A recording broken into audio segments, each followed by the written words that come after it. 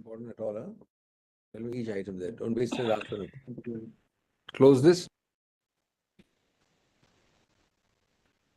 I'm sorry we were a little late. Some ceremonial formalities because we have to regretfully say goodbye to our learned brother in 2 days. So, because the Constitution tells us when the time has come. So we were just in a group photograph and other things with the staff and other things.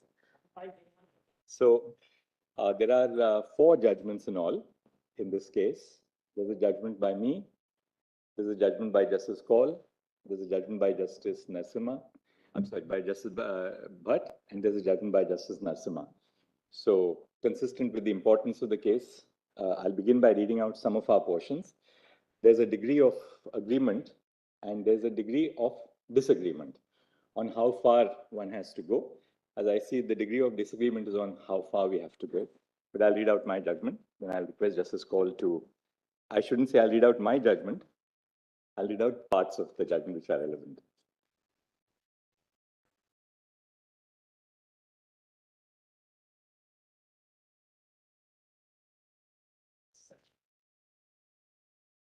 I've dealt with the issue of judicial review and separation of powers. I'll just briefly refer to some of those extracts. The doctrine of separation of powers, as it is traditionally understood, means that each of the 3 organs of the state perform distinct functions in distinct spheres. No branch performs the function of any other branch. Actually, Mr. Sibal, Mr. Solicitor, all of you can take a seat. I mean, you don't have to stand to receive the judgment. It will take a little time, so you can all be seated for a bit. Okay. The traditional understanding of this doctrine, also termed the pure doctrine, does not animate the functioning of most modern democracies. That our constitution does not reflect a rigid understanding of this doctrine has long been acknowledged by the court. In practice, a functional and nuanced version of this doctrine operates, where the essential functions of one arm of the state are not taken over by another arm, and institutional comity guides the actions of each arm. In other words, the functional understanding of the separation of powers demands that no arm of the state reigns supreme over another. The Union of India suggested that this court would be violating the doctrine of separation of powers if it determines the list in this case. The separation of powers undoubtedly forms a part of the basic structure of the Constitution, but equally the power of courts to conduct judicial review is also a basic feature of the Constitution. The doctrine of separation of powers certainly does not operate as a bar against judicial review. In fact, judicial review promotes the separation of powers by seeing to it that no organ acts in excess of its constitutional mandate. It ensures that each organ acts within the bounds of its remit. Further, as discussed in the previous segment of this judgment, the Constitution demands that this court conduct judicial review and enforce the fundamental rights of the people. The framers of our Constitution were no doubt conscious of this doctrine when they provided for the power of judicial review. Being aware of its existence and what it postulates, they chose to adopt Article 32, which vests this court with broad powers. The doctrine of separation of powers cannot therefore stand in the way of this court issuing directions, orders, or writs for the enforcement of fundamental rights.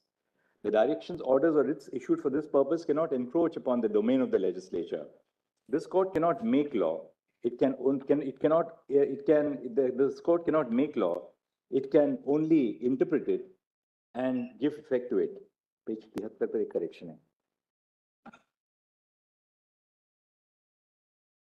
Then I'm dealing with now in another segment of the judgment, which is titled "Queerness is not urban or elite." The discussion in this segment has not scratched the surface of the rich history of the lives of LGBTQ persons in India, which continue into the present. Yet even the limited exploration of the literature and reportage on the subject makes it abundantly clear that homosexuality or queerness is not solely an urban concept, nor is it restricted to the upper classes or privileged communities. The discussion in the preceding paragraphs reveals the diversity of the queer population. People may be queer regardless of whether they are from villages, small towns, or semi-urban and urban spaces. Similarly, they may be queer regardless of their caste and economic location. It is not just the English-speaking man with a white-collar job who lives in a metropolitan city and is otherwise affluent who can lay claim to being queer, but also and equally the woman who works in a farm in an agricultural community. Persons may or may not identify with the labels queer, gay, lesbian, trans, etc., either because they speak languages which are not English or for other reasons. But the fact remains that many Indians are gender queer or enter into relationships with others of the same sex. In the words of a person assigned female at birth who worked at a factory in Ajmer, and I've quoted the to imagine queer persons as existing only in urban and affluent spaces is to erase them, even as they exist in other parts of the country. It would also be a mistake to conflate the urban with the elite. This renders invisible large segments of the population who live in urban spaces but are poor or otherwise marginalized. Urban centers are themselves geographically and socially divided along the lines of class, religion, and caste, and not all those who live in cities can be termed elite merely by virtue of their residence in cities.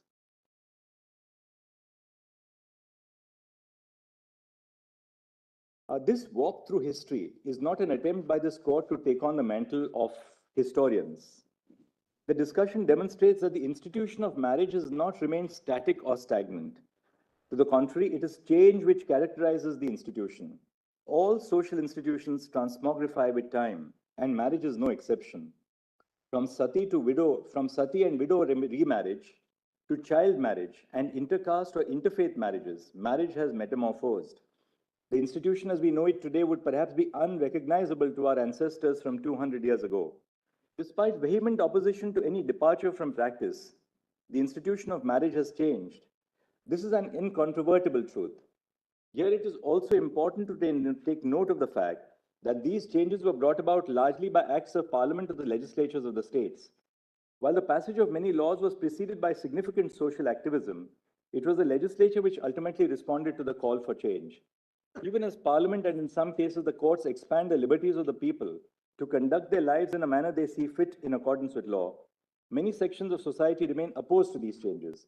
Regardless of such opposition, the institution of marriage has undergone a sea change. It is therefore incorrect to characterize marriage as a static, stagnant, or unchanging institution. Fundamental rights are not merely a restraint on the power of the state, but provisions which promote and safeguard the interests of the citizens.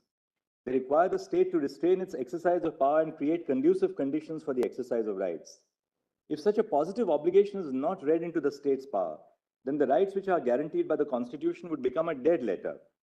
This is because the question of whether the state is curtailing the rights of citizens would only arise if the citizens have the capacity and capability to exercise such rights in the first place.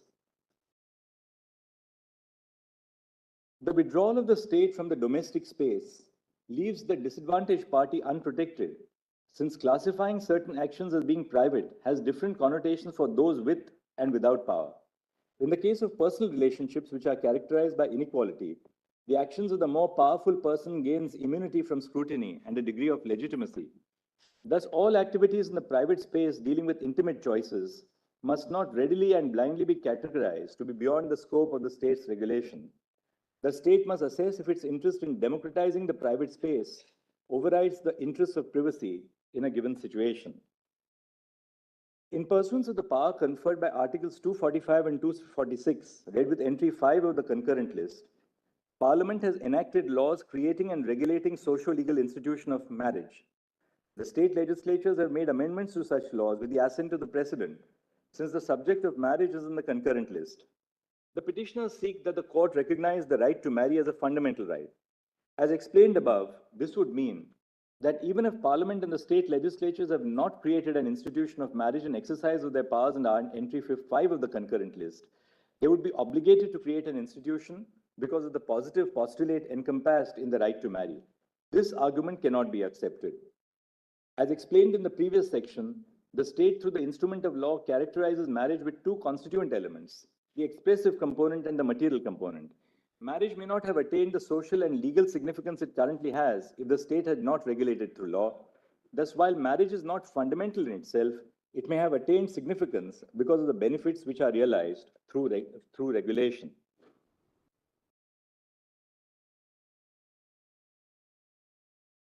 If the court finds that a provision is contrary to Part 3 of the Constitution, it shall declare that it is void, or read it down by deleting phrases, or read words in by adding or substituting phrases to save it from being declared void. If in the present batch of petitions, this court holds that Section 4 of the Special Marriage Act is unconstitutional because it is under-inclusive to the extent that it excludes, by implication, marriage between same-sex couples, the court would either strike down Section 4 of the SMA or follow the workability model submitted by the petitioners.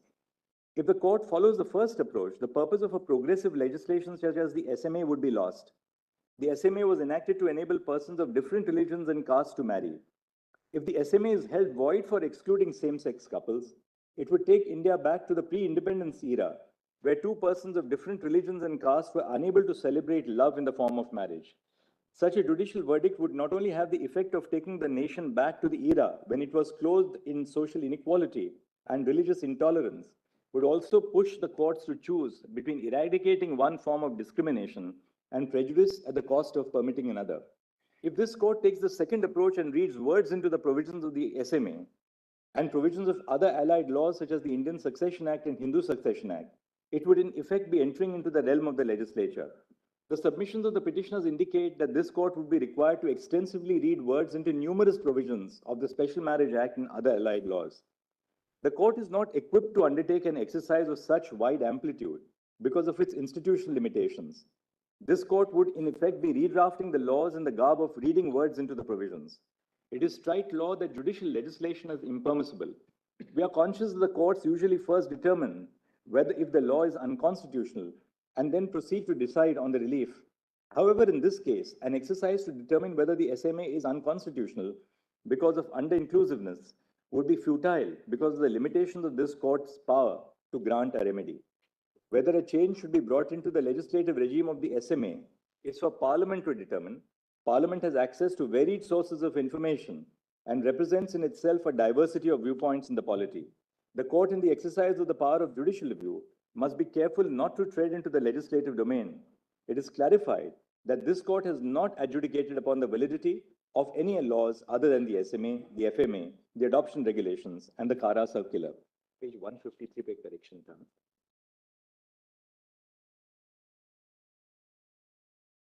The understanding of the Constitution, then I've said the goal of self-development and what it means to be human. This understanding of the Constitution is substantiated on a reading of Part 4 of the Constitution. To illustrate, Article 38 states that the state shall strive to promote the welfare of people. Then I've referred to Article 42 and Article 47. The Constitution, through both positive and negative postulations, inter alia capacitates citizens in their quest to develop themselves. Such capacity building enables them to achieve their full potential in both the private and the public space and to be happy. The Indian Constitution, unlike, say, the South African Constitution, does not expressly provide that the Constitution seeks to improve the quality of life and free the potential of each person. However, such an understanding can be gleaned from the provisions of Part 3 and Part 4. Thus, one of the purposes of the rights framework is to enable the citizenry to attain the goal of self-development. Humans are unique in many respects. We live in complex societies, are able to think, communicate, imagine, strategize, and to do more. However, that which sets us apart from other species does not by itself make us human. These qualities are necessary elements of our humanity, but taken alone, they paint an incomplete picture. In addition to these qualities, our ability to feel love and affection for one another makes us human. We may not be unique in our ability to feel the emotion of love, but it is certainly a fundamental feature of our humanity. We have an innate need to see and to be seen, to have our identity, emotions, and needs fully acknowledged, recognized, and accepted. The ability to feel emotions such as grief, happiness, anger, and affection, and the need to share them with others makes us who we are. As human beings, we seek companionship, and most of us value abiding relationships with other human beings in different forms and capacities. These relationships may take many forms: the natal family, cousins and relatives, friends, romantic partnerships, mentors, or students. Of these, the natal family, as well as the family created with one's life partner, form the fundamental groups of society. The need and ability to be a part of a family forms a core component of our humanity. These relationships, which nourish the emotional and spiritual aspects of our humanity, are important in and of themselves. Further, they are as important to self-development as the intellectual and eventually financial nourishment we receive through education. Self-development cannot be measured solely in terms of educational qualifications and financial capabilities. Such a description is to forget what makes us human. It is insufficient if persons have the ability and freedom to form relationships unregulated by the state. For the full enjoyment of such relationships, it is necessary that the state accord recognition to such relationships. Thus, the right to enter into a union includes the right to associate with a partner of one's choice, according recognition to the association, and ensuring that there is no denial of access to basic goods or services, which is crucial to achieve the goal of self-development. On the other hand, the state could indirectly infringe upon the freedom when it does not create sufficient space to exercise that freedom. A formal associational status or recognition of the association is necessary for the free and unrestricted exercise of the freedom to form intimate associations. Needless to say, there may be reasonable restrictions on this right. However, other than legally valid and binding restrictions, the right to intimate associations must be unrestricted. The state, by not endorsing a form of relationship, encourages certain preferences over others. In a previous segment of this judgment, we have discussed the tangible and intangible benefits of recognizing relationships in the form of marriage. While the tangible benefits of marriage are traceable to the content of law, the intangible benefits are secured merely because the state recognizes the relationship through the instrument of law. Intangible benefits in the form of expressive advantages exist irrespective of the content of the law. Even if the law does not grant any special material benefits to a relationship, the relationship would still be considered to be legitimate in the eyes of society. The freedom to choose a partner and the freedom to enjoy their society, which are essential components of the right to enter into a union, and the freedom of intimate association, would be rendered odious if the relationship were to be discriminated against. For the right to have real meaning, the state must recognize a bouquet of entitlements which flow from an abiding relationship of this kind. A failure to recognize such entitlements would result in systemic discrimination against queer couples. Unlike heterosexual couples who may choose to marry, queer couples are not conferred with the right to marry by statute. To remedy this, during the course of the hearing, the Solicitor General of India made a statement that a committee chaired by the Cabinet Secretary will be constituted to set out the rights which will be available to queer couples and unions. The committee shall set out the scope of the benefits which accrue to such couples.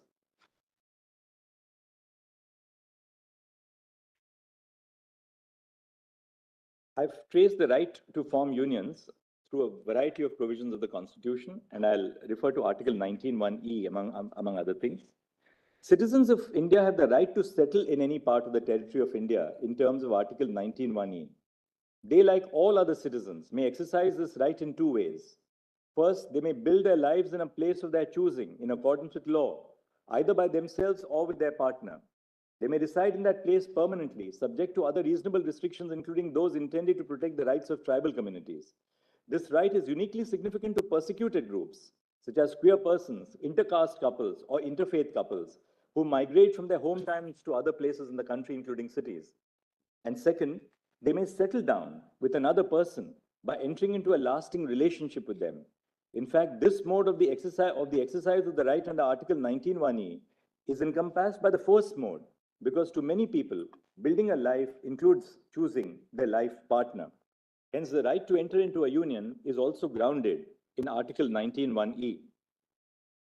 Article 21 is available to all persons, including queer persons. Article 21 encompasses the rights to dignity, autonomy, and privacy. Each of these facets animates the others. It is not possible to speak of the right to enter into a union without also speaking of the right to intimacy, which emanates from these rights. These rights demand that each individual be free to determine the course of their life as long as their actions are not barred by law. Choosing a life partner is an integral part of determining the course of one's life. Most people consider this decision to be one of the most important decisions of their life, one which defines their very identity. Life partners live together, spend a significant amount of time with one another, merge their respective families, create a family of their own, care for each other in times of sickness, support one another, and much more. Hence, the ability to choose one's partner and to build a life together goes to the root of the right to life and liberty under Article 21. Undoubtedly, many persons choose not to have a life partner, but this is by choice and not by a deprivation of their agency. The law constrains the right to choose a partner in certain situations, such as when they are within prohibited degrees of relationships or are in a consanguineous relationship. All persons, including members of the queer community, have the right to judge the moral quality of the actions in their own lives, and having judged their moral quality, have the right to act on their judgment in the manner they see fit. This attribute is, of course, not absolute and is capable of being regulated by law. In the segment of this judgment on the right to life and liberty, this court noticed that the meaning of liberty is, at its core, the ability to do what one wishes to do and be who one wishes to be in accordance with law. All persons may arrive at a decision regarding what they want to do and who they want to be by exercising their freedom of conscience. They may apply their sense of right and wrong to their lives and live as they desire in accordance with law. Some of the decisions, the moral quality of which they will judge, including the decision on who their life partner will be and the manner in which they will build their life together. Each individual is entitled to decide this for themselves in accordance with their conscience. This court has recognized that equality demands that queer persons are not discriminated against. An abiding cohabitational relationship includes within its fold a union of two individuals, cannot be discriminated against on the basis of sexual orientation. Material and expressive entitlements which flow from a union must be available to couples in queer unions. Any form of discrimination has a disparate impact on queer couples who, unlike heterosexual couples, cannot marry under the current regime. When Article 15 is read in a broader manner indicated above, the word sex in Article 15 takes within its meaning sexual orientation, not only because of the causal relationship between homophobia and sexism, but also because sex is used as a marker of identity. The word sex cannot be read independent of the social and historical context. Thus, sex in Article 15 includes within its fold other markers of identity which are related to sex and gender, such as sexual orientation. Thus, the restriction on the right to enter into a union based on sexual orientation would violate Article 15 of the Constitution. The gender of a person is not the same as their sexuality. A person is a transgender person by virtue of their gender identity. A transgender person may be heterosexual or homosexual, or of any other sexuality. If a transgender person is in a heterosexual relationship and wishes to marry their partner, and if each of them meets the other requirements set out in the applicable law, such a marriage would be recognized by the laws governing marriage. This is because one party would be the bride or the wife in the marriage, and the other party would be the bridegroom or the husband. The laws governing marriage are framed in the context of a heterosexual relationship. Since a transgender person can be in a heterosexual relationship, like a cis male or a cis female, a union between a trans woman and a trans man, or a trans woman and a man, or a trans man and a woman can be registered under the marriage laws. The transgender community consists of inter alia transgender men and transgender women. A transgender man has the right to marry a woman under the laws governing marriage in the country, including personal laws. Similarly, a transgender woman has the right to marry a man. A transgender man and a transgender woman can also marry. Intersex persons who identify as a man or a woman and seek to enter into a heterosexual marriage would also have a right to marry. Any other interpretation of the laws governing marriage would be contrary to Section 3 of the Transgender Persons Act and Article 15 of the Constitution. Now I've gone to the CARA regulations, Regulation 5.3 of the adoption regulations, and I've said that Regulation 5.3 of the adoption regulations exceeds the scope of the JJI. However, Regulation 5.3 of the adoption regulations bars unmarried partners from being prospective adoptive parents. These regulations only permit persons to adopt in an individual capacity and not jointly as an unmarried couple. Regulation 5.2 states that every person, irrespective of whether they are married or unmarried, will be able to be prospective adoptive parents. The subsequent criteria in Clause A, that is the requirement for the consent of both spouses if they are married, does not exclude an unmarried couple from adopting. It only states that if a couple is married, then the consent of both the parties shall be secured. However, Regulation 5.3 in express terms excludes unmarried couples from adopting by prescribing the condition that the couple must have been in 2 years of a stable marital relationship. Page 210. As observed in the previous paragraph, the JJ Act does not, the Juvenile Justice Act does not preclude unmarried couples from adopting. Though Section 57 of the Act grants CARA the power to prescribe additional criteria, the criteria must not exceed the scope of the legislative policy. Neither the general principles guiding the JJ Act nor Section 57 in particular preclude unmarried couples from adopting a child. In fact, all the other criteria ensure the child's best interest. The Union of India has not proved that precluding unmarried couples from adopting a child, even though the same people are eligible to adopt in their individual capacity, is in the child's best interest. Thus, CARA has exceeded its authority by prescribing an additional condition by way of Regulation 5.3, which is contrary to the tenor of the Juvenile Justice Act and Section 57 in particular. The adoption regulations use marriage as a yardstick to classify couples. There is an intelligible differentia in using marriage as an indicator to classify couples in the sense that married couples can easily be distinguished from unmarried couples. However, the differentia does not have a rational nexus with the object sought to be achieved by the CARA regulations, which is to ensure that the best interest of the child is protected. Placing a child in a stable family is undoubtedly in pursuance of a child's interest. However, the respondents have not placed any data on the record to support their claim that only married relationships can provide stability. It is true that separating from a married partner is a cumbersome process when compared to separating from a partner with whom a person is in a live-in relationship. This is because separation from a married partner is regulated by the law, while live-in relationships are unregulated by law, other than for the limited purposes of domestic violence. For instance, the law deters a person from securing a divorce immediately by prescribing conditions such as a 6-month waiting period after a petition for divorce by mutual consent is filed. Merely because a marriage is regulated by the law, it cannot be assumed that marriage alone or that every marriage accords stability to a relationship. Similarly, it cannot also be inferred that the couples who are not in a married relationships are not serious about the relationship. The stability of the household depends on various factors, such as the effort and involvement of the partners in establishing and running a household, creating a safe space at home, creating a healthy work-life balance, and a household where mental, physical, and emotional violence is not inflicted on one another. There is no single form of a stable household. There is no material on the record to prove the claim that only a married heterosexual couple would be able to provide stability to the child.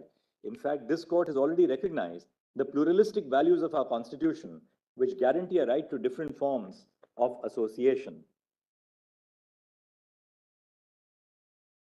Regulation 5.3, though facially neutral, indirectly discriminates against atypical unions, such as the relationship between non-heterosexual partners, which have not been recognized by the state. Queer marriages have not been recognized by the state, and queer persons in atypical unions cannot yet enter into a marriage which is recognized by the state. Though the additional criteria prescribed by the adoption regulations would also affect a heterosexual person's eligibility to adopt a child, it would disproportionately affect non-heterosexual couples. This is because the state has not conferred legal recognition to unions between queer persons in the form of marriage. Consequently, an unmarried heterosexual couple who wishes to adopt a child has the option of marrying to meet the eligibility criteria for adoption. However, this option is not available to queer couples. When Regulation 5.3 is understood in the light of this position, a queer person who is in a relationship can only adopt in an individual capacity. This exclusion has the effect of reinforcing the disadvantage already faced by the queer community. The law cannot make an assumption about good and bad parenting based on the sexuality of individuals. Such an assumption perpetuates a stereotype based on sexuality that only heterosexuals are good parents and all other parents are bad parents, which is prohibited by Article 15. This assumption is not different from the assumption that individuals of a certain class or caste or religion are better parents. In view of the above observations, the adoption regulation is violative of Article 15 for discriminating against the queer community. According to the adoption regulations, unmarried couples cannot jointly adopt a child. Though the additional criteria prescribed by the CARA circular would also affect a heterosexual person's eligibility to adopt a child, it would disproportionately affect non-heterosexual couples. This is because the state has not conferred legal recognition to the unions between queer persons in the form of marriage. Consequently, an unmarried heterosexual couple who wishes to adopt a child has the option of marrying to meet the eligibility criteria for adoption. However, this is not an option for queer couples. When the CARA circular is read in the light of this legal position, a person of the queer community would be forced to choose between their wish to be an adoptive parent and their desire to enter into a partnership with a person they feel love and affinity with. This exclusion has the effect of reinforcing the disadvantage already faced by the queer community. For these reasons and the reasons recorded in section D so and so, the CARA circular is violative of Article 15 of the Constitution.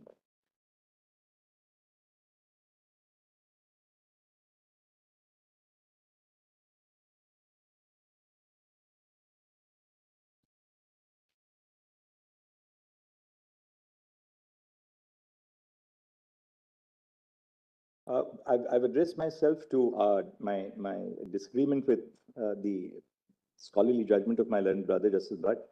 My learned brother relies on the example of Article 19(1)(d) to buttress this point. He states that in the absence of a law which casts a duty on the state to provide transportation through roads, a citizen cannot approach the court and seek the construction of a road to enforce the right to move freely. The opinion of my learned brother fails to have noted the judgment of a three-judge bench of this court in state of Himachal Pradesh versus Umed Ram Sharma. I'll not read the rest of that. Contrary to what is stated in the judgment of Bhatt, the directions in my judgment do not require the state to create a social or legal status or a social institution. The directions are with a view to recognizing the choice that a person makes for themselves when they choose another to be their partner for life. The directions seek to make that choice a meaningful one. Nowhere do they create an institution of any kind. Rather, they give effect to the fundamental rights in Part 3 of the Constitution. This is the mandate of this court under Article 32, which says that the Supreme Court shall have the power to issue directions or orders or writs for the enforcement of any of the rights conferred by this part. No response is forthcoming to my detailed exposition of the scope of the powers of this court under Article 32. In section D1 of my judgment, in fact, Justice Bhatt himself recognized that courts often enable and oblige the state to take measures.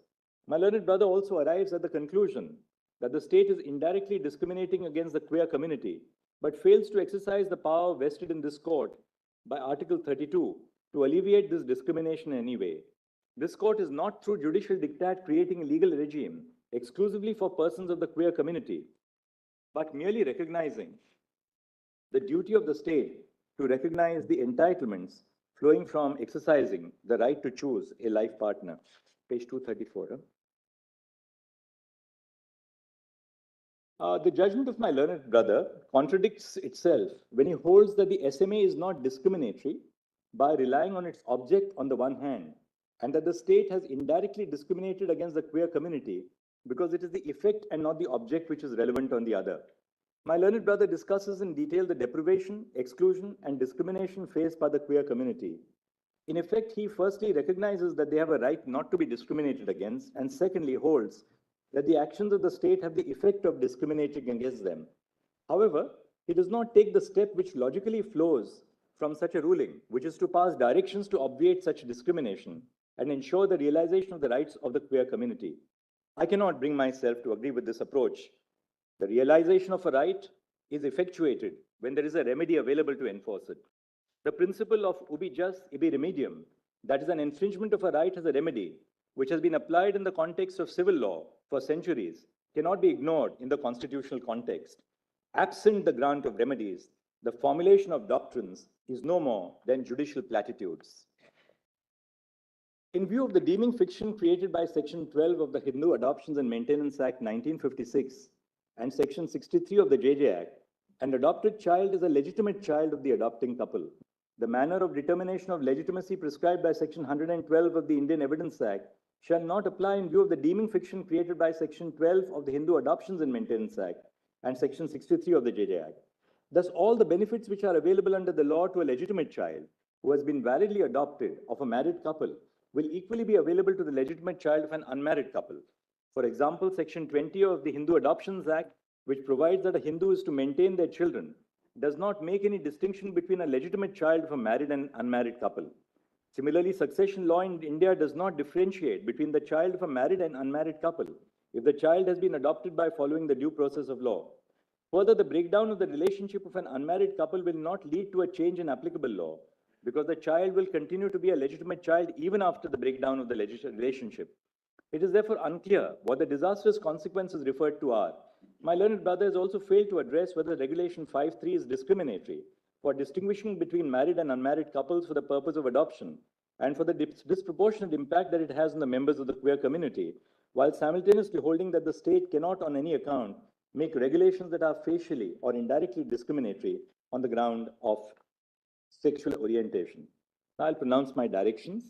The first part of my directions are directions to obviate discrimination. Counsel for the petitioners and some counsel for the respondents advanced extensive submissions on the various forms of violence and discrimination that society and the state machinery inflict upon the queer community, and especially queer couples. This has been discussed in detail in the prefatory part of the judgment, Council sought directions to obviate such violence and discrimination. Now my directions. A. The union government, state governments, and governments of union territories are directed to 1. Ensure that the queer community is not discriminated against because of their gender identity or sexual orientation. 2. Ensure that there is no discrimination in access to goods and services to the queer community which are available to the public. 3. Take steps to sensitize the public about queer identity, including that it is natural and not a mental disorder.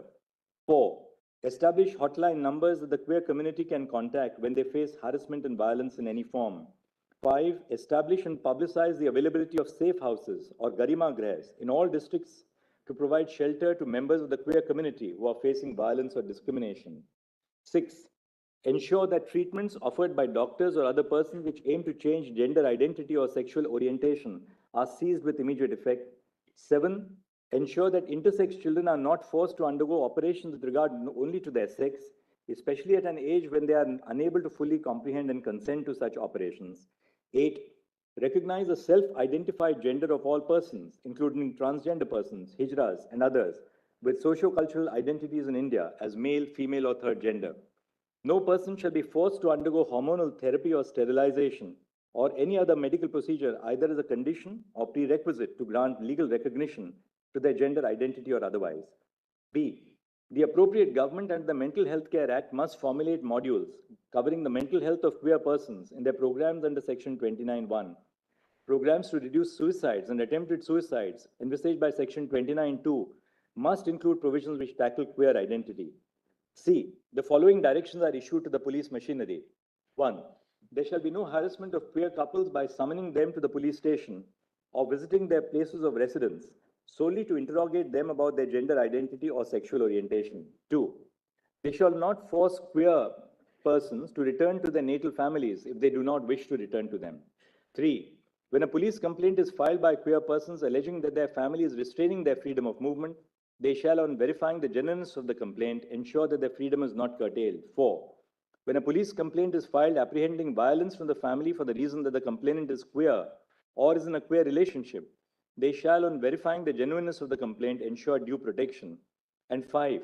Before registering an FIR against a queer couple or one of the parties in a queer relationship, where the FIR is sought to be registered in relation to their relationship, they shall conduct a preliminary inquiry in terms of Lalita Kumari versus Government of UP to ensure that the complaint discloses a cognizable offense. The police must first determine if the person is an adult.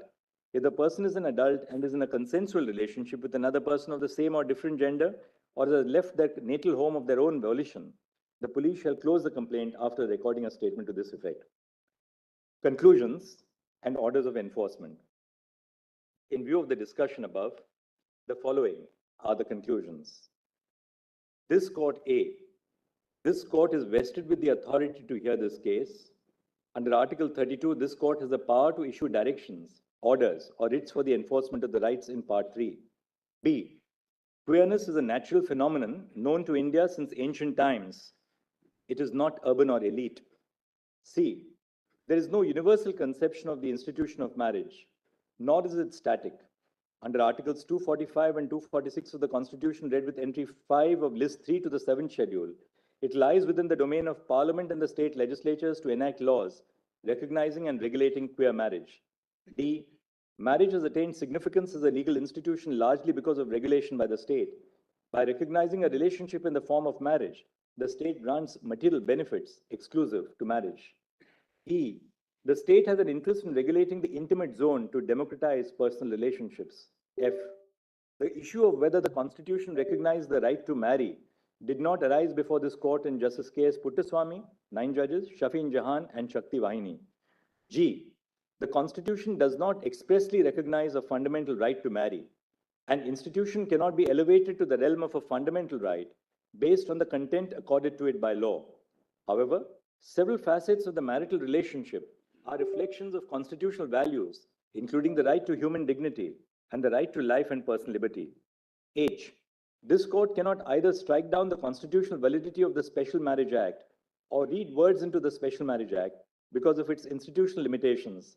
This court cannot read words into the provisions of the SMA and provisions of other laws, allied laws, such as the Indian Succession Act and the Hindu Succession Act, because that would amount to judicial legislation. The court, in the exercise of the power of judicial review, must steer clear of matters, particularly those impinging on policy, which fall within the legislative domain. I. The freedom of all persons, including queer couples, to enter into a union is protected by Part 3 of the Constitution. The failure of the state to recognize the bouquet of entitlements which flow from a union would result in a disparate impact on queer couples who cannot marry under the current legal regime. J.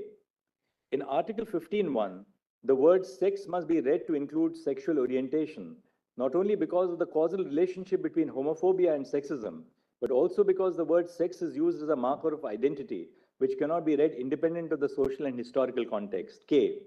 The right to enter into a union cannot be restricted based on sexual orientation. Such a restriction will be violative of Article 15. Thus, this freedom is available to all persons, regardless of gender identity or sexual orientation. L. The decisions in Navtej and Justice K.S. Puttaswamy, 9 judges, recognize the right of queer couples to exercise the choice to enter into a union. This relationship is protected from external threat. Discrimination on the basis of sexual orientation will violate Article 15. M. Transgender persons in heterosexual relationships have the right to marry under existing law, including personal laws which regulate marriage. N. Intersex persons who identify as either male or female have the right to marry under existing law, including personal laws which regulate marriage. O. The state must enable the LGBTQ community to exercise its rights under the Constitution. Queer persons have the right to freedom from coercion from their natal families, agencies of the states, including the police and other persons. P. Unmarried couples, including queer couples, can jointly adopt a child. Regulation 5.3 of the adoption regulations is ultra vires the Juvenile Justice Act, Articles 14 and 15. Regulation 5.3 is read down to exclude the word marital. The reference to a couple in Regulation 5 includes both married and unmarried couples as well as queer couples. The principle in Regulation 5.2a that the consent of spouses in a marriage must be obtained if they wish to adopt a child together is equally applicable to unmarried couples who seek to jointly adopt a child. However, while framing regulations, the state may impose conditions which will subserve the best interest and welfare of the child in terms of the exposition in this judgment. Q. In view of the interpretation of Regulation 5.3 of the adoption regulations, the issue of whether the CARA circular disproportionately impacts the queer community no longer arises. R. The union government, state governments, and governments of union territories shall not discriminate against the freedom of queer persons to enter into union with benefits under law. And S. We record the assurance of the Solicitor General that the union government will constitute a committee chaired by the Cabinet Secretary for the purpose of defining and elucidating the scope of the entitlements of queer couples who are in unions. The committee shall include experts with domain knowledge and experience in dealing with the social, psychological, and emotional needs of persons belonging to the queer community, as well as members of the queer community. The committee shall, before finalizing its decisions, conduct wide stakeholder consultation amongst persons belonging to the queer community, including persons belonging to marginalized groups, and with the governments of the states and union territories. The committee shall, in terms of the exposition in this judgment, consider the following. 1. Enabling partners in a queer relationship, A, to be treated as a part of the same family for the purposes of a ration card, and B, to have the facility of a joint bank account with the option to name the partner as a nominee in case of death. 2. In terms of the decision in Common Cause versus Union of India, as modified by Common Cause versus Union of India 2, medical practitioners have a duty to consult family or next of kin or next friend in the event of patients who are terminally ill and have not executed an advance directive. Parties in a union may be considered family for this purpose. 3. Jail visitation rights and the right to access the body of the deceased partner and arrange the last rites. And 4. Legal consequences such as succession rights, maintenance, financial benefits such as under the Income Tax Act 1961, rights flowing from employment such as gratuity and family pension and insurance. The report of the committee chaired by the Cabinet Secretary shall be implemented at the administrative level by the union government and the governments of the states and the union territories.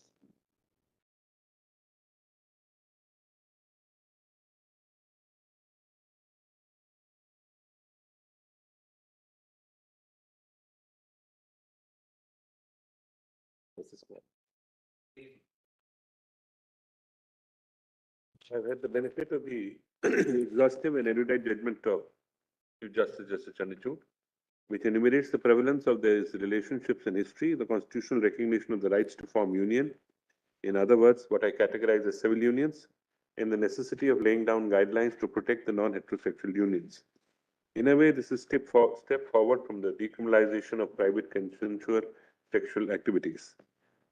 However, the subject matter itself persuades me to pen down a few words while broadly agreeing with my brother's judgment. I've dealt with the historical prevalence of non-heterosexual unions. I've said that it is no longer res integra, that the duty of a constitutional court is to uphold the rights enshrined in the Constitution and not to be swayed by a majoritarian tendency or popular perceptions.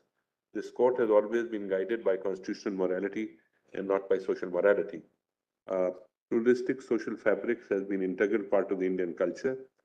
I've referred to some observations from the Rig Veda and the Somdas Pratya Sarigra. And then I've said the significant aspect is that the same-sex union were recognized in antiquity not simply as unions that facilitate sexual activity, but as relationships that foster love, emotional support, and mutual care. I've referred to some traditions in the Sufi traditions. Then I've said the marriage as an institution developed historically and served various social functions. It was only later in its long history that it came to be legally recognized and codified. However, these laws regulated only one type of social historical union, that is the heterosexual union. It would thus be misconceived to claim that non-heterosexual unions are only a facet of modern social milieu. The objective of penning down this section is to provide perspective on the existence of non-heterosexual unions despite continued effort towards their erasure by heteronormity of majority. The non-heterosexual unions are entitled to protection under a constitutional scheme. I've referred to the necessity of recognizing what I've categorized as civil unions. The judgment of the Chief Justice notes the right to form union is a feature of Article 19 and 21. Therefore, the principle of equality enumerated under Article 14 and 15 demand this right to be available to all regardless of sexual orientation and gender. Having recognized this right, this court has taken on board the statement of the learned Solicitor General to constitute a committee to set out the scope of the benefits available to such union. I agree with the Honorable Chief Justice. I have referred to the Special Marriage Act and discussed the statement and object and reason therefore. From the above, the SMA postulates a special form of marriage available to any person in India, irrespective of faith. Therefore, SMA provides a secular framework for solemnization and registration of marriage. It is here that I respectfully disagree with my brother Justice Bhatt that the sole intention of SMA was to enable marriage of heterosexual couples exclusively.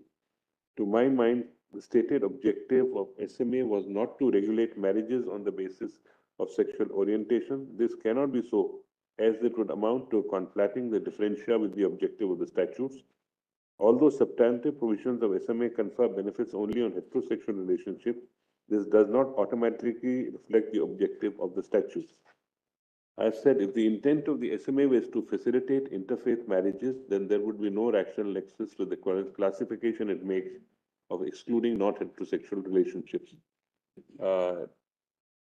Then I've referred to the regulation of only heterosexual marriages would not be legitimate state objective, more so in cases where ex officio protected categories under Article 15(1) of the Constitution. However, I recognize, therefore, I have said that if this was so, the SMA would be violative of Article 14. However, I recognize that there are multifarious interpretative difficulties in reading the SMA to include marriage between non-heterosexual relationships. These have been enumerated in a significant detail in the opinions of both the Honorable Chief Justice and Justice Bhatt.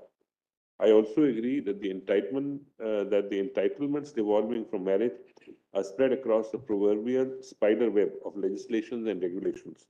As rightly pointed out by the learned Solicitor General, tinkering with the scope of marriage under SMA Act can have a cascading effect across these disparate laws. In fact, the presence of this webs of statutes show that discrimination under SMA is but one example of a larger, more deeper form of social discrimination against non-heterosexual people that is pervasive and structural in nature. Ordinarily, such an intensive form of discrimination should require keener and more intensive judicial scrutiny, but then that's the statute. Then I say non-heterosexual unions and heterosexual unions marriages ought to be considered as two sides of the same coin, both in terms of recognition and consequential benefits.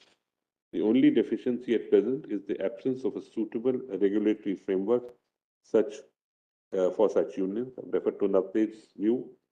I believe this movement presents an opportunity of reckoning with this historical injustice and casts a collective duty upon all constitutional institutions to take affirmative steps to remedy the discrimination.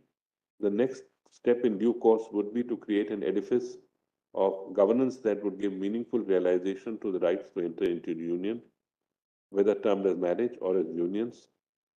Then I refer to the interpreting statutes using constitutional principles. As noted above, the benefits pertaining to marriage are spread across several incidental legislation and regulations. These statutes presently do not explicitly extend to civil unions. However, now that we have recognized the right to enter into civil union, such statutes must be read in a manner to give effect to this right, together with the principles of equality and non-discrimination under Article 14 and 15. In other words, statutory interpretations must be in consonance with constitutional principles that are enumerated by this court. Needless to say, this should not detract from the committee's task of ironing out the nitty-gritties of the entitlement of civil union.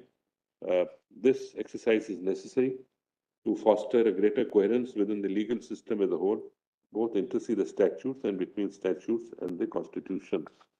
I refer to some views from how the German courts and the South African courts have dealt with these issues. Then I've referred to the interpretation on issue of public policy. I've said this technique of reading constitutional values should be used harmoniously with other canons of statutory interpretation. I've gone on to the need for anti-discrimination law. I wholeheartedly in agreement with the opinion of Honorable Chief Justice that there is need for separate anti-discrimination law, which inter alia prohibits discrimination on the basis of sexual presentation. Presently, there are several laws that have anti-discrimination aspects. However, they are fragmented and may fail to capture the multitudinous forms of discrimination. Another compelling reason for a law that places the horizontal duty of anti-discrimination is provided by the spirit of Article 15, which prohibits discrimination both by the state and private actors. My suggestions for anti-discrimination law are as follows. First, such law should recognize discrimination in an intersectional manner. This is to say, in assessing any instance of discrimination, the court cannot confine itself to a singular form of discrimination. Instead, discrimination must be looked at as a confluence of factors, as identities in individual instances of oppression that intersect and create a distinct form of disadvantage. Discrimination laws can only be effective if they address the types of inequalities that have developed in a given society. Refer to the equal rights to equal love. The principle of equality mandates the non-heterosexual unions are not excluded from the mainstream of socio-political framework. However, the next step would be to examine the framework itself. I believe the recognition of non-heterosexual union can challenge culturally ordained gender roles, even in heterosexual relationships. I've given some examples of it. Need not read it here. You can see it. In a non-heterosexual union, duties, obligations are primarily dictated by cultural ordained gender norms. Legal recognition aids social acceptance, which in turn increases the queer participation in public space. Through the medium of legal recognition, queer persons will have a greater opportunity to be seen and heard in ways not previously possible. Queer expression will help facilitate an expansive social dialogue cutting across communities and generations. This dialogue will help us reimagine our relationships in a manner that emphasizes the values such as mutual respect, companionship, and empathy.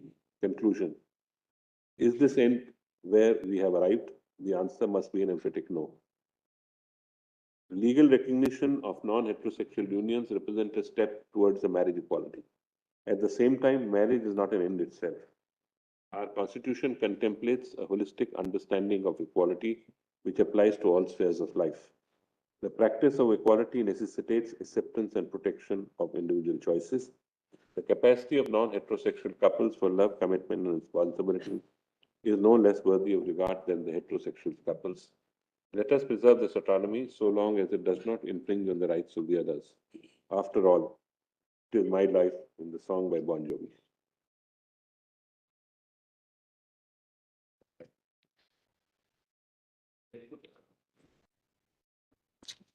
Having had the benefit of reading the draft and the revised opinions circulated by the learned Chief Justice, we find it necessary to pen our reasoning and conclusions in this separate judgment.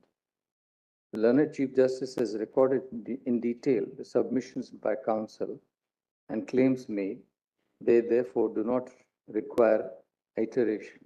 Similarly, the sections addressing the Union government's preliminary objections, that is the discussion on the court's authority to hear the case and that queerness is a natural phenomenon that is neither urban nor elite, are parts we have no hesitation in agreeing with.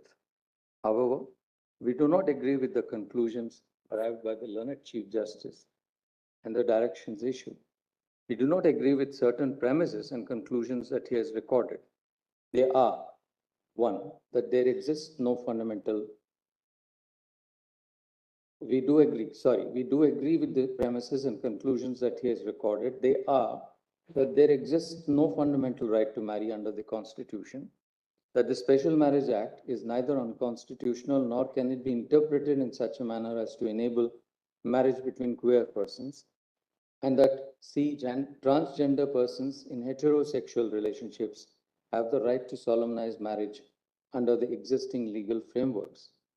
We have briefly highlighted our main points of agreement and reasoned in more detail those aspects with which respectfully we cannot persuade ourselves to concur. We had the benefit of perusing the concurring opinion of Justice Narasimha. We endorse those observations and conclusions fully. The reasoning and conclusions shall be read as supplementing that of the present judgment. For long periods in societies, many societies, the choice of a matrimonial was not free. It was bound by social constraints. Much of the time, marriage was seen as an institution meant for procreation and sexual union of spouses. In most societies, marriage had cast roles for the spouse. They were fairly inflexible, with men controlling most decisions and women placed in a subordinate position with little or no voice, and for the longest time, no legal authority, autonomy, or agency. For millennia, custom, tradition, and law subordinated wives to husbands. Notions of equality of partners or their roles were uncommon, if not totally unheard of. All these underwent radical change.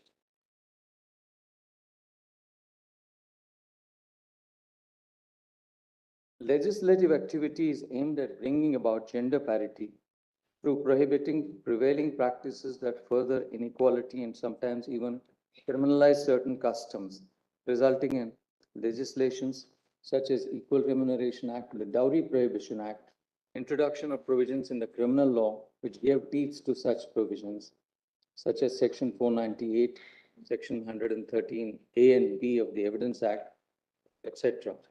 Other practices aimed at realization of social goals and furthering the mandate of Article 15.3 in respect of children, such as the right to free universal education under Article 21A, the Right to Free Education under Act 2009, the Child Labor Prohibition and Regulation Act 1986, the POCSO, what we call as POCSO, the Juvenile Justice Act, etc. In all these, the Parliament or concerned legislatures donned the role of reformers and furthered the express provisions of the Constitution, enjoining state action in furtherance of Articles 15.2, 15.3, 17, 23, and 24. Marriage has historically been a union solemnized as per customs, a personal law tracing its origin to religious texts. Legislative activity in the personal law field so far has been largely, though not wholly, to codify prevailing customs and traditions and regulating them only where needed. The instances that stand out are the enactment of the Succession Act, the Hindu Women's Right to Property Act, 1937, the Hindu Marriage Act, the Adoptions and Maintenance Act, the Hindu Succession Act, the Hindu Minority and Guardianship Act, and the Indian Divorce Act. As amended, the Muslim Personal Law Sharia Application Act and the Anand Marriage Act 1909. These laws mostly codified traditions and customs which existed and also, to an extent, regulated marriages and succession laws. They also sought to introduce reforms. For the first time, monogamy was enacted as a norm applicable to all Hindus. Likewise, the option of divorce was enacted together with grounds on which other remedies such as judicial separation and maintenance could be sought. Further, the minimum age of marriage was also enacted through provisions in various personal laws and enforced through the Prohibition of Child Marriage Act.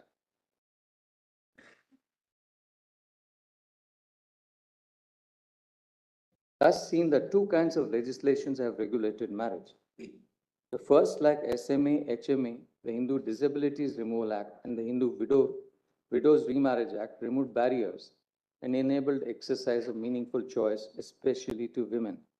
The second kind of laws are those which enacted restrictive guidelines, essentially to further an orderly society or to protect women, define minimum age for marriage, child marriage restraint, marriage of individuals within prohibited degrees of relationships, etc. Whereas some restrictions, in a sense, codified and recognized existing customs, such as being enacted by enacting prohibited degrees of relationships, the rule against insanity, rules enabling declaration of nullity or divorce on ground others were meant to further interests of women and children. Such reforming and codification, however, did not cover the entire field. For instance, in the field of succession and inheritance, the Hindu Succession Act enacts only certain broad features, leaving untouched the rights of various communities and sections of Hindus to work out their rights in succession, the joint family, and co-parcenary property. And this unwritten codified law is enforced not only in regard to inheritance, but also in the field of taxation. Likewise, the law accommodates and accords primacy to customs. Similarly, also recognizes customary divorce amongst Hindus. Neither the Hindu Marriage Act nor the Hindu Succession Act apply to members of tribal communities. In the latest three-judge bench decision in Revana Siddhappa versus Mallikarjuna, this court clarified that with the enactment of Section 16 of HMA, the legitimacy conferred upon children born of void or voidable marriages would be that they are entitled only to a share in their parents' property, but cannot claim it of their own right, as a consequence of which they cannot seek partition during the lifetime of their parents. The court also held that they cannot claim any rights other than what was expressly provided for. Thus, uncodified law and custom was upheld. The role of the legislature has been to act as a codifier and in many instances not enact or codify existing customs or practices, and wherever necessary intervene in furtherance of Articles 14 and 15(3) to enact laws. Parliament has intervened and facilitated creation of social status, this is marriage through SMA, and enabled the creation of the institution of adoption, which was available amongst only certain communities. These and other legislative interventions are the result of the state interest in reforms or furthering the interests of given communities or persons. For these reasons, we do not particularly subscribe to the characterization of democratizing intimate zones as discussed in the learned Chief Justice's opinion. These outcomes were driven by enacted law. Furthermore, there was state interest which impelled regulation of such relationships, as for instance, ensuring that minimum marriage age for girls.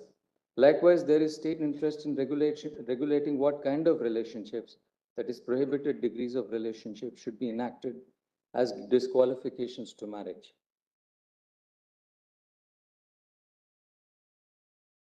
Then there is a discussion or summation of the jurisprudence on Article 21 and the various facets which this court has recognized, such as privacy, choice, autonomy, and dignity. Then we move on. The court's intervention in oft-cited decisions on behalf of the petitioners has been to protect citizens or those approaching them against threats of violence. The instances are Shakti Vahini, Lata Singh, Shafin Jahan, Lakshmi Bai Chandragi, etc. These decisions were based on the state's duty to protect citizens and enable the exercise of their individual choice in the face of threats. Other decisions, that is Joseph Shine, Navtej, and Independent Thought, were instances where specific provisions that criminalized or made exceptions to criminal behavior were struck down or read down in the enforcement of fundamental rights. That is Articles 14, 15, and 21. Along the way, Puttaswamy articulated the broadest right to privacy, which embraces within its fold the right to exercise one's choice of a life partner and to lead the life free from external barriers. This court has recognized that marriage is a social institution. As elaborated in Part 1, marriage existed and exists historically and chronologically in all of the senses because people married before the rise of the state as a concept. Therefore, marriage as an institution is prior to the state, it precedes it. The status is still not one that is conferred by the state, unlike the license regime in the US. This implies that the marriage structure exists regardless of the state, which can later utilize or accommodate but cannot abolish it. Under this view, terms of a marriage are set to a large extent independently of the state. Its source is external. That source defines the boundaries of marriage. This implies that state power to regulate marriage does not sit easy with the idea of marriage as a fundamental right. In attempting to analyze the claim to fundamental right, there are two primarily competing claims about the nature of marriage. One being that the state should exercise more control over marriage to support traditional purposes and perceptions. This is the quotation. And the other, that each individual should have the right to define marriage for themselves. If indeed there is a right to marry, unless it is elevated to a right akin to Articles 17, 23, and 24, which apply to both state and non-state agencies, and are cast in positive, in fact, emphatic terms, it cannot be operationalized. These provisions most emphatically create positive obligations.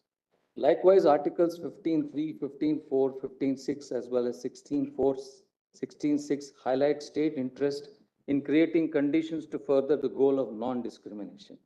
Yet the previous decisions of this court have carefully held such provisions to enable the state and in the sense oblige it to take measures, but ruled out court-mandated policies and laws.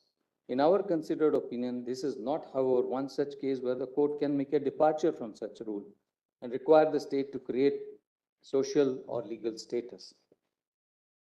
What is being asked for by the petitioners is state intervention in enabling marriage between queer or non-heterosexual couples. Civil marriage or recognition of any such relationship with such status cannot exist in the absence of a statute. The demand hence is that of a right of access to a publicly created and administered institution.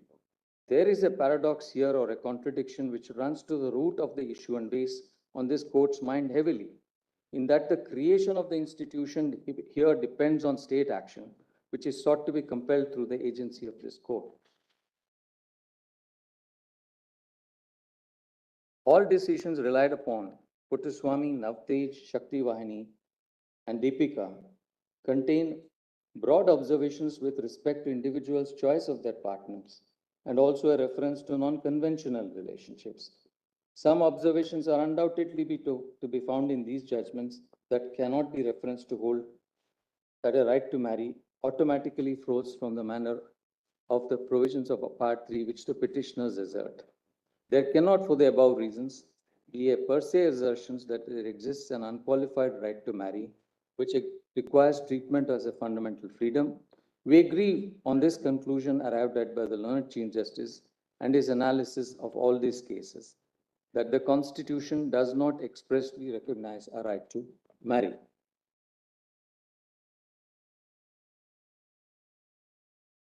While we agree that there is a right which we characterize as a right to a relationship, which is recognized in Navtej that the queer couples and other relationships of that kind can have a union. We characterize it as a right to relationship to avoid confusion. We squarely recognize that it falls within Article 21, as already recognized in these cases. The right to relationship here includes the right to choose a partner, to cohabit and enjoy physical intimacy with them, to live the way they wish to, and the other rights that flow from the right to privacy, autonomy, and dignity. They are, like all citizens, entitled to live freely and express this choice undisturbed in society. Whenever the right to enjoyment of such relationship is under threat of violence or coercion, the state is bound to extend necessary protection. That is the natural consequence of this court's judgments in Navtej, Puttaswamy, etc. If it is agreed that marriage is a social institution with which the state is unconcerned, except to the limited state interest in regulating some aspects of it, does it follow that any section of the society, leaving aside the issue of rights of non-heterosexual couples, which wishes for the creation of a like social institution, or even an entry into a zone which is not popular or otherwise does not fall within the institution of marriage, can seek relief of its creation by court intervention?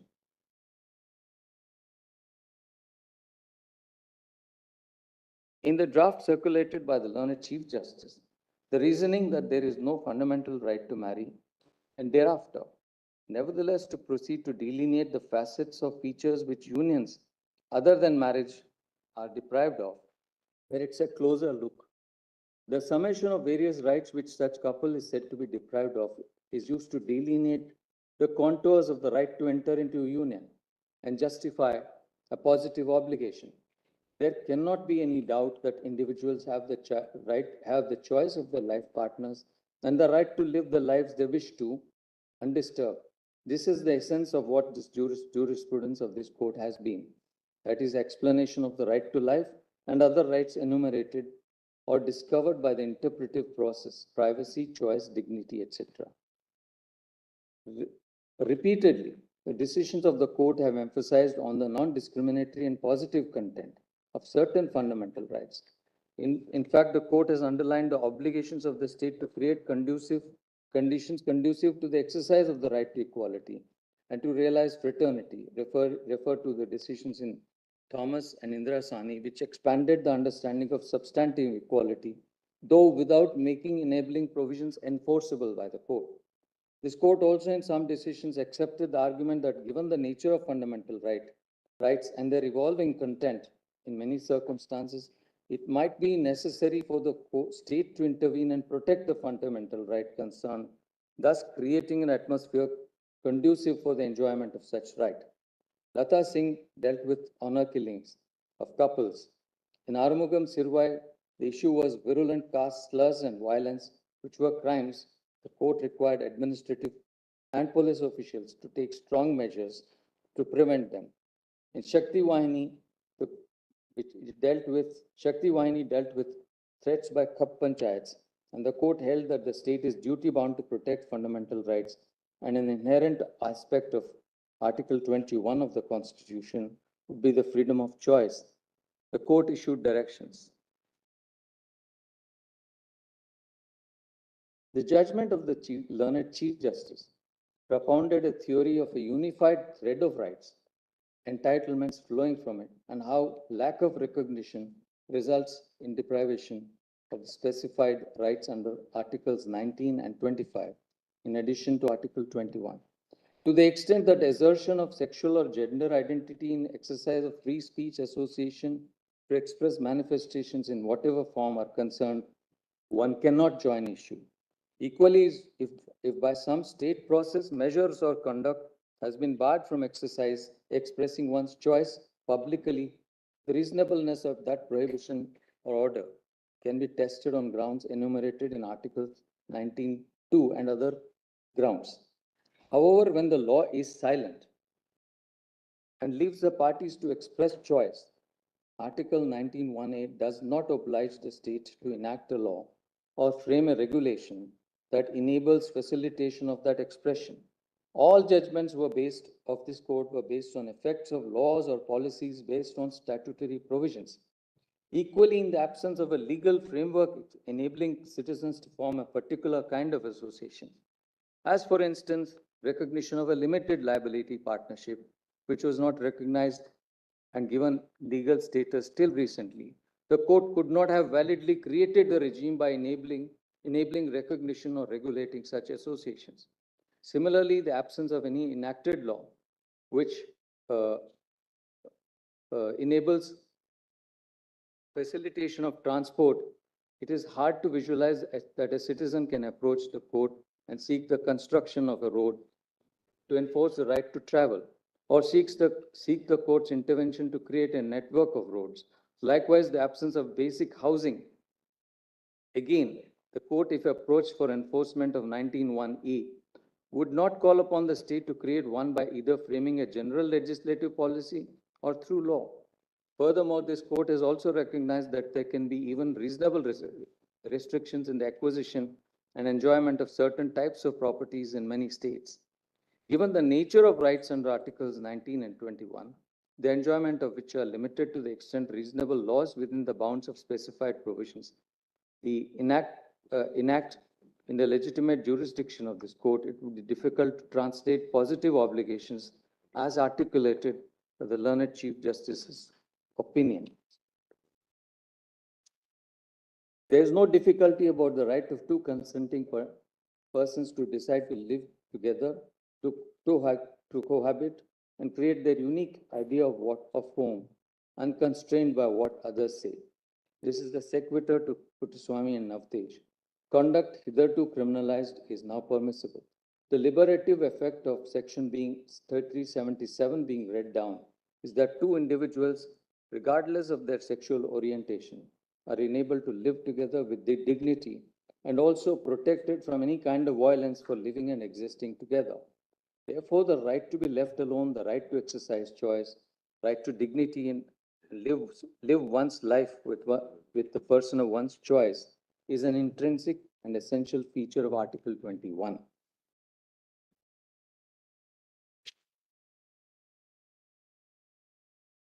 Even if we want to, for argument's sake, recognize an entitlement under the Constitution to enter into an abiding cohabitational relationship or union, in our opinion, it cannot follow to a claim for an institution. There are almost intractable difficulties in creating, through judicial orders or diktat, a civil right to marry or a civil union, no less of the kind that is sought by the petitioners. Ordering a social institution or rearranging existing social structures by creating an entirely new kind of parallel framework for queer couples would require conception of an entirely different code, a new universe of rights and obligations. This will entail fashioning a regime of state registration of marriage between queer couples, the conditions for a valid and matrimonial relationship amongst them, spelling out eligibility conditions such as minimum age, relationships which fall within prohibited degrees, grounds for divorce, right to maintenance, alimony, etc. The learned chief, as a result, with due respect, we are unable to agree with the conclusions of the learned Chief Justice with respect to tracing the right to enter into or form unions from the right of freedom of speech and expression, the right to form associations, along with right to any other corresponding positive obligation. It is reiterated that all queer couples have the right to relationship and choice of partner, right of cohabitation as an integral part of choice linked to their privacy and dignity. Any further discussion on the rights which consenting partners may exercise is unnecessary. No one has contested that two queer couples have the rights enumerated under Articles 19(1)(a), C, and D, or even the right to conscience under Article 25. The elaboration of these rights to say that the exercise of choice to such relationships renders these meaningful, and that the state is obligated to recognize a bouquet of entitlements which flow from such abiding relationship of this kind is not called for. We therefore respectfully disagree with that part of the learned Chief Justice's reasoning, which forms the basis for some of the final conclusions and directions recorded in his judgment.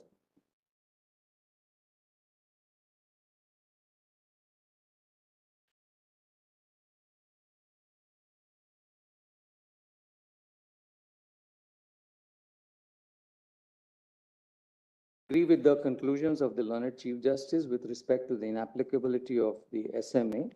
And we also add certain observations. A gender neutral interpretation of SMA and its provisions, much like many seemingly progressive aspirations, may not really be equitable at times and can result in women being exposed to unintended vulnerability, especially when genuine attempts are made to achieve a balance in a social order that traditionally was tipped in favor of cis heterosexual men.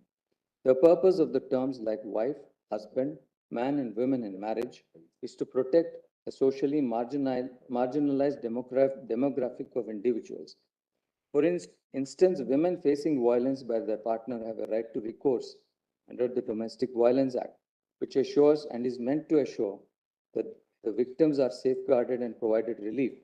In fact, provisions of SMA for alimony maintenance confer rights to women. Likewise, certain grounds of divorce, conviction of husband for bigamy, rape, etc., entitle the wife additional grounds. Other provisions enact separate degrees of prohibited relationships. Section 4C uses the term husband and wife. There are other provisions which deal with, which specifically used gendered terms. The general pattern of these provisions, including the specific provisions enabling or entitling women certain benefits and the effect of sections 19 to 21A, is that even if for argument's sake, it were accepted that section 4 could be read in gender neutral terms, the interplay of other provisions which could apply to such queer couples in such cases would lead to anomalous results, rendering the SMA unworkable.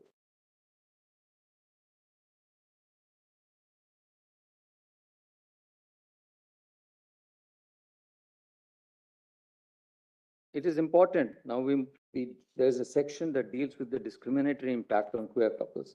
It is important to recognize that while the state ipso facto may have no role in the choice of two free-willed individuals to marry, it's characterizing marriage for various collateral and intersectional purposes, such as permanent and binding legal relationships, recognized as such between heterosexual couples only, and no other impacts queer couples adversely. The intention of the state in framing the regulations or laws is to confer benefits to families or individuals who are married. This has the result of adversely impacting the queer couples. By recognizing heterosexual couples union and cohabitation as marriages in various laws and regulations, as in employment or nominations in pension, provident fund, gratuity, life and personal accident insurance policies, for credit, particularly joint loans to both spouses, based on their total earning capacity, for purposes of receiving compensation in the event of fatal accidents, to name a few, and not providing for non-heterosexual couples results in their exclusion. The individual earned benefits by each partner or both collectively, which would be available to family members, such as employee state insurance benefits in the event of injury of an earning partner, provident fund, compensation, medical benefits, etc., are examples of what the injured or deceased partner, by dint of her or his work, became entitled to, or the members of her family became entitled to. The denial of these and inability of the earning partner in a queer relationship, therefore, has an adverse discriminatory impact. The state may not intend the discrimination or exclusion in the conferment of such benefits or social welfare measure. Yet the framework of these policies expressed in favor of those matrimonial relationships results in denial of entitlements despite the professional abilities and contributions which the individual might make to society. The objective of many of these laws or schemes is to confer or provide entitlements based on individual earning and contribution. For example, Provident Fund is payable due to the employee's personal contribution and status as employee. Similarly, objective entitlement of benefits of employees' state insurance, etc., flow from individual status, work, and effort. Major part of these benefits, or all of them, flow in the event of certain eventualities such as fatal accident or death. The design of these statutes and schemes is to enable both the concerned subscriber or the employee to receive them, or in an unforeseen event such as death, for his dependents to receive them. The restrictive way in which dependent or nominee excludes their enjoyment to the intended beneficiary. Addressing all these aspects and concerns means considering a range of policy choices and involving multiplicity of legislative architecture governing the regulations guided by diverse interests and concerns, many of them possibly coalescing. On 3rd of May 2023, during the course of the hearing, the learned Solicitor General, upon instructions, had expressed the Union's position that a high-powered committee headed by the Union Cabinet Secretary would be formed to undertake a comprehensive examination to consider such impacts and make suitable recommendations in that regard. So we proceed to agree with the learned Chief Justice's conclusions with regard to the right of transgender persons in heterosexual relations to marry under existing laws. On the issue of adoption, we express our disagreement and voice our concerns in the following manner.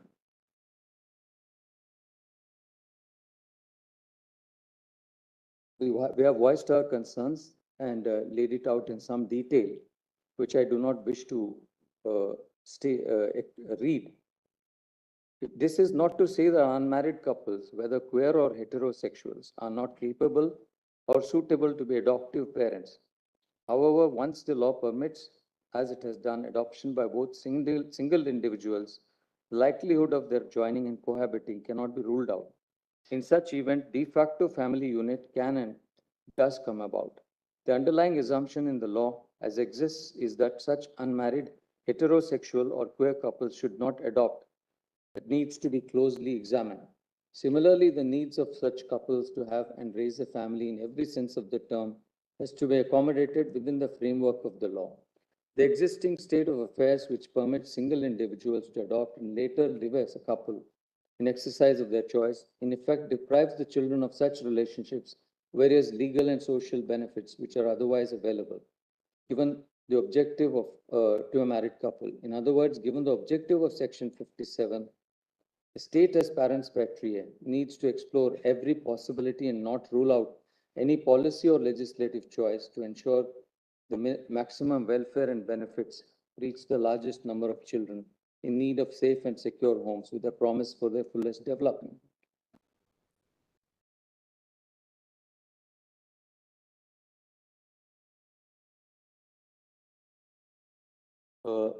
Response to the learned Chief Justice's comments on our draft, which I propose to read, part of which I propose to read.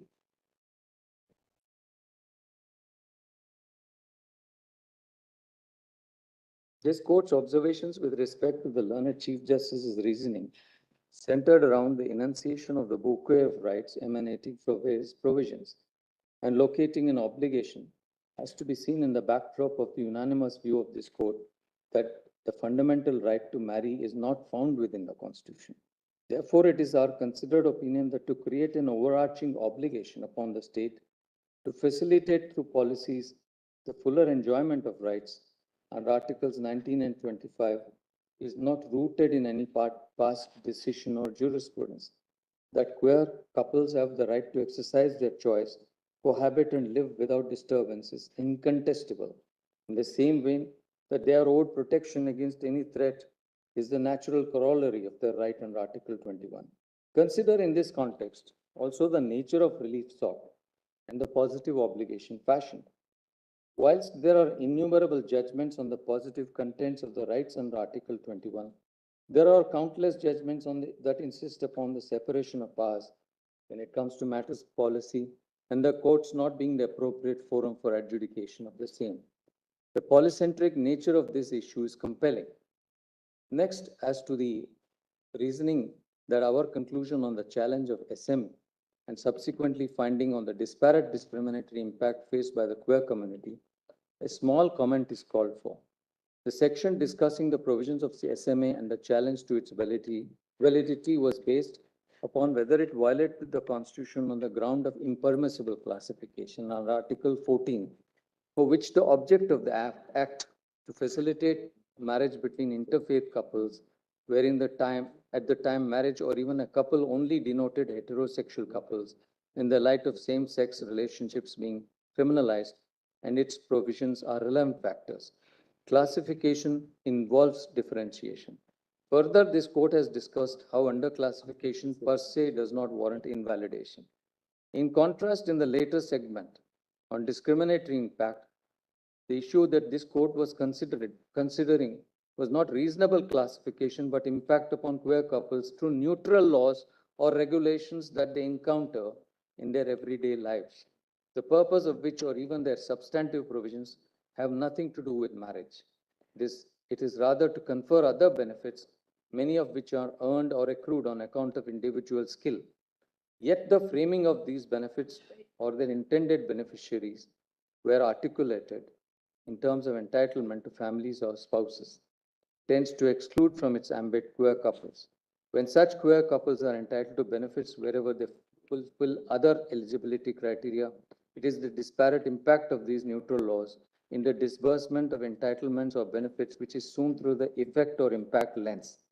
Therefore, the discussion on constitutionality of SME is markedly different from the section on discriminatory impact in certain points for queer couples, as they have no avenue for marriage like heterosexual couples. In the latter, the impact of various laws were pointed as starting point for the state to take remedial action.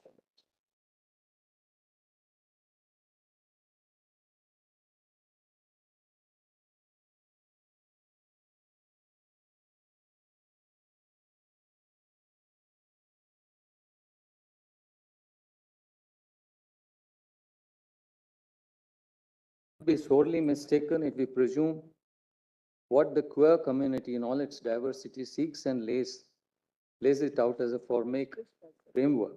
Many may welcome civil unions as a pragmatic first step, while some may find it yet to be another inequitable solution to the feeling of exclusion that persists in society against this community, and one which simply repackages the stigmatization felt.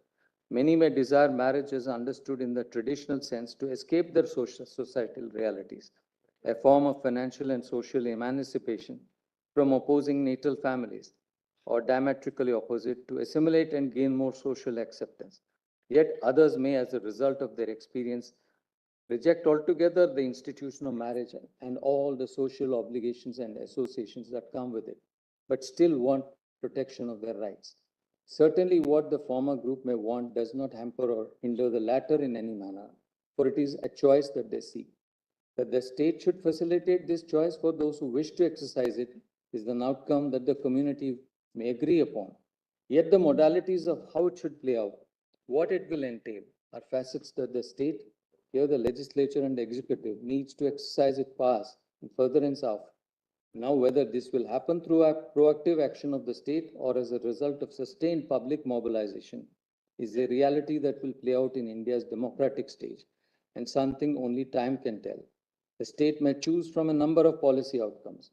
They may make all marriage and family related laws gender neutral, or may create a separate SMA-like statute in gender neutral terms to give the queer community an avenue for marriage. They may pass an act creating civil unions or a domestic partnership, among the many other alternatives. Another consequence may be that rather than the union, the state legislature takes actions or enacts law. What is, however, certain is that in question of such polycentric nature, whether social or political, the court must exercise restraint and defer to the wisdom of the other branches of the state, which can undertake wide-scale public consultation, consensus building, and reflect the will of the people and be in their best interest. If as a result of this, a law is enacted that undermines or violates the constitutionally protected rights of an individual, no matter how minuscule, their right to seek redressal from this court is guaranteed. That the petitioners seek what many of us may deem to be normal or accepted next step in the life upon attaining certain age a certain age and perhaps take for granted is not lost on us.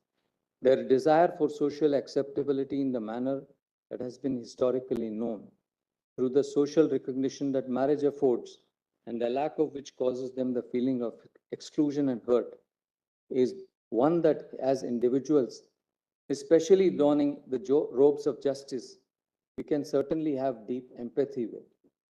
However, we are deeply conscious that no matter how much we empathize with the outcomes sought, the means to arriving at such a destination must be also legally sound and keep intact the grand architecture of our constitutional scheme.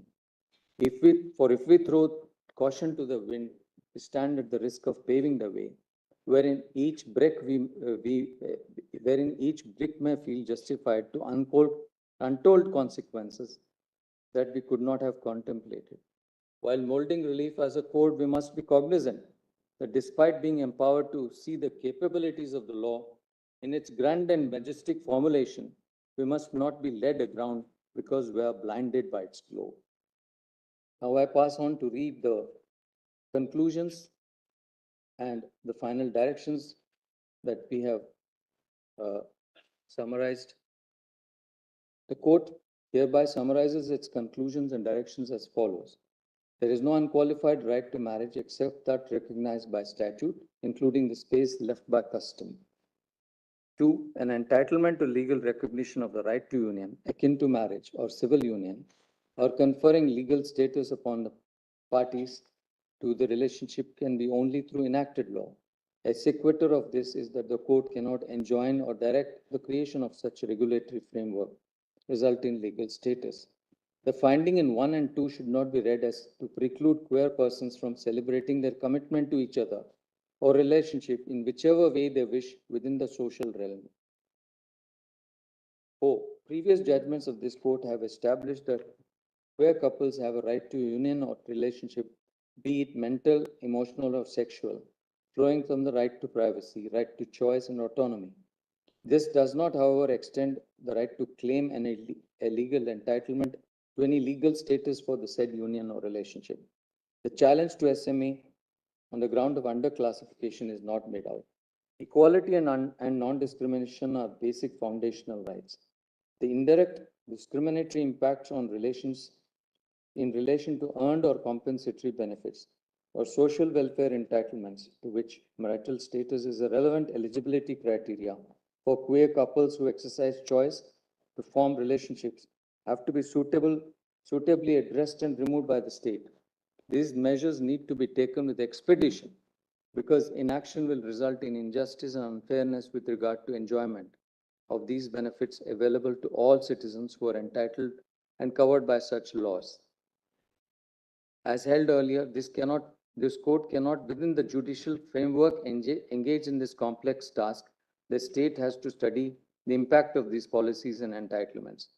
Consistent with the statement before this court during the course of the proceeding, the union shall set up a high-powered committee chaired by the Cabinet Secretary to undertake a comprehensive examination of all relevant factors, especially including those outlined above. In the conduct of such exercise, the concerned representatives of all stakeholders and the views of all states and union territories shall be taken into account. The discussion on discriminatory impacts is in the context of effects of the existing regimes on the queer couples. When a heterosexual couple's right to live together is not contested, the logic of the discriminatory impact faced by queer couples cohabiting together would definitionally, however, not apply to them. Transgender persons in heterosexual relationships have the freedom to and entitlement to marry. Regulation 5.3 of CARA regulations cannot be held void. At the same time, the court is of the opinion that CARA and the central government should appropriately consider the realities of de facto families where single individuals are permitted to adopt and thereafter start living in a non-matrimonial relationship. In an unforeseen eventuality, the adopted child in question could face exclusion from the benefits otherwise available to adopted children of married couples. This aspect needs further consideration, for which the court is not the appropriate forum. Furthermore, the state shall ensure, consistent with the previous judgments of this court, that the choice exercised by the queer and LGBTQ couples to cohabit is not interfered with and they do not face any threat of violence or coercion. All necessary steps and measures in this regard shall be taken. The respondent shall take suitable steps also to ensure that queer couples and transgender couples are not subjected to any involuntary medical or surgical treatment. The above directions are in relation to transgender persons are to be read as part of and not in any manner whittling down the directions in NALSA, supra, so far as they apply to transgender persons. The directions are disposed of in the above terms.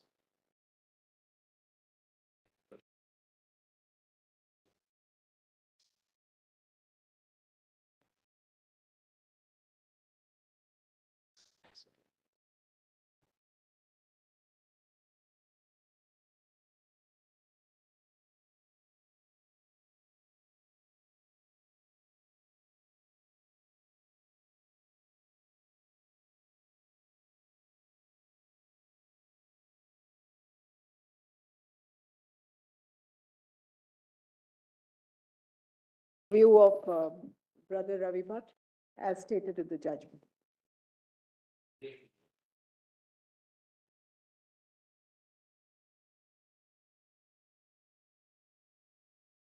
I am conscious of the ordeals that arise from multiplicity of judicial opinions in cases involving constitutional questions.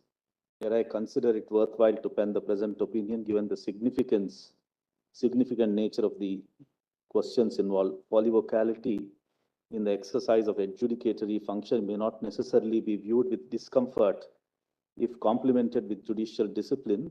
It is truly reflective of diversity of judicial thought. At the very outset, I have given my conclusions while agreeing with the opinion of Justice Bhatt. I will read the conclusions. The question of marriage equality of same-sex LGBTQ couples did not arise for consideration in any of the previous decisions of this court, including the decision in Navtej Nalsa. Consequently, there cannot be a binding precedent on this court. The reasons for arriving at this conclusion are articulated in detail with Justice Bhatt. The rights of LGBTQ persons that have been hitherto recognized by this court are the rights to gender identity, sexual orientation, the right to choose a partner, cohabit and enjoy physical and mental intimacy. In the exercise of these rights, they have full freedom from physical threat and from coercive action, and the state is bound to afford them full protection of law in cases these rights are in peril. Third, there is no unqualified right to marriage guaranteed by the Constitution that qualifies it as fundamental right. I have given my detailed opinion. In one paragraph, I would read that. In my considered opinion, the institutional space of marriage is conditioned and occupied synchronously by legislative interventions, customary practices, and religious beliefs. The extant legislative accommodation of customary and religious practices is not gratuitous and to some extent conditioned by the right to religion and right to culture, constitutionally sanctified in Article 25 and 29 of the Constitution. This synchronously occupied institutional space of marriage is a product of our social and constitutional realities, and therefore, in my opinion, comparative judicial perspectives offer little assistance. Given this nature of marriage as an institution, the right to choose a spouse and the right to a consenting couple to be recognized within the institution of marriage cannot but be said to be restrictive. Coming back to the conclusion, right to marriage is a statutory right, and to the extent it is demonstrable, a right flowing from a legally enforceable customary practice. In the exercise of such rights, statutory or customary, the state is bound to extend the protection of law to individuals so that they can exercise their choices without fear and coercion. This, in my opinion, is the real import in the decision in Safin Jahan and Shakti Vahani. The constitutional challenge to Special Marriage Act 1954 and Foreign Marriage Act must fail for the reason indicated in the opinion of Justice Bhatt. Similarly, Justice Bhatt also rightly finds the semantic impossibilities of gender-neutral constructions of the Special Marriage Act and Foreign Marriage Act. On both E and F of his opinion, Justice Bhatt has exhaustively as to the reasons that they need not now be supplemented. I find no right to civil union or an abiding cohabitational relationship conferring a legally enforceable status cannot be situated within Part 3 of the Constitution. On this count, I too agree with Justice Butt, but I have supplemented it, in my opinion, having considered that there exists no unqualified right to marry. In the ordinary course, no occasion would have arisen for any further deliberation. However, as the learned Chief Justice, in his opinion, has arrived at a conclusion that there exists a constitutional right to a union or an abiding cohabitational relationship, it is necessary for me to express my opinion on this newfound construction. The learned Chief Justice locates components of the right to union or an abiding cohabitational relationship under Articles 19(1)(a), C, E, 21 and 25 of the Constitution. In my opinion, it would not be constitutionally permissible to identify a right to a union or an abiding cohabitational relationship mirroring the institution of marriage.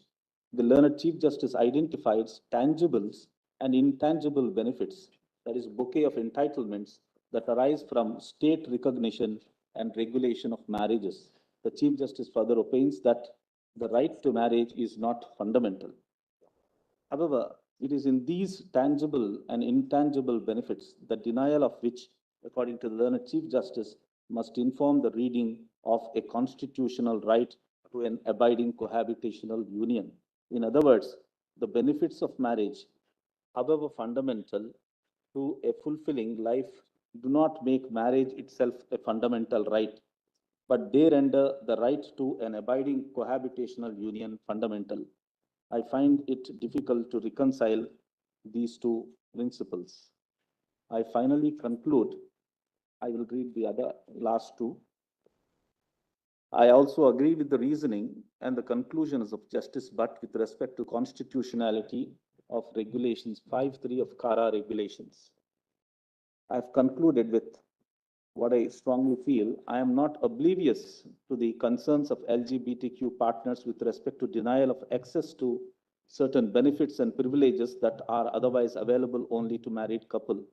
The general statutory scheme for the following benefits, gratuitous or earned, property or compensation, leave or compassionate appointment, proceed on a certain definitional understanding of partner, dependent, caregiver, and family. In that definitional understanding, it is no doubt true that certain classes of individuals, same-sex partners, live-in relationship, and non-intimate caregivers, including siblings, are left out. The impact of some of these definitions is iniquitous and sometimes discriminatory. The policy considerations and legislative frameworks underlining these definitional contexts are too diverse and to be captured and evaluated within a singular judicial proceedings. I am of the firm belief that a review of the impact of the legislative framework on the flow of such benefits requires a deliberative and consultative exercise, which exercise the legislature and executive are constitutionally suited and tasked to undertake.